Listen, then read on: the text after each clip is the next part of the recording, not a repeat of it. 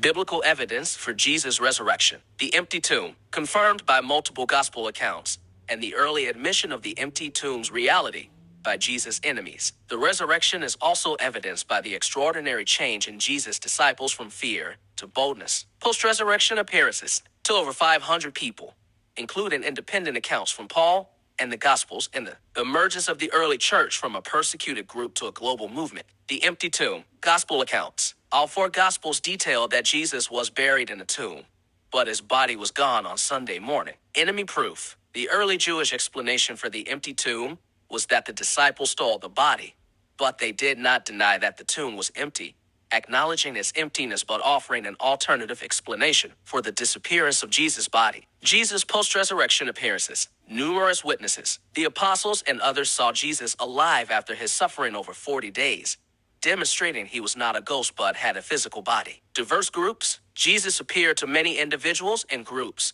including the apostle Peter, James, the rest of the apostles, and in a single event, more than 500 people at once, according to 1 Corinthians chapter 15, verse 5-9. Credibility of witnesses. These accounts were written by eyewitnesses, or those who received them from eyewitnesses, within a very short time frame after the events, minimizing the likelihood of legend development. The transformation of the disciples. Dramatic change. The disciples, initially terrified and hiding, transformed into courageous witnesses who spread the gospel of the resurrected Christ.